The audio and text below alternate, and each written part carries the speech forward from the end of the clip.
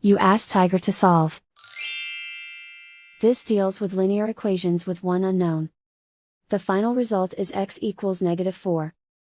Let's solve it step by step. Group all constants on the right side of the equation. Subtract 2 from both sides. Simplify the arithmetic.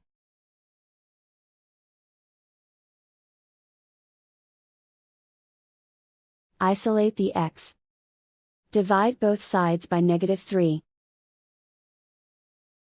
Cancel out the negatives.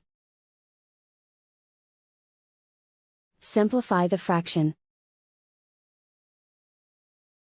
Move the negative sign from the denominator to the numerator. Find the greatest common factor of the numerator and denominator.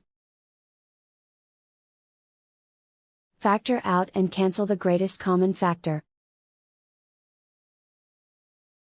And so the final result is x equals -4.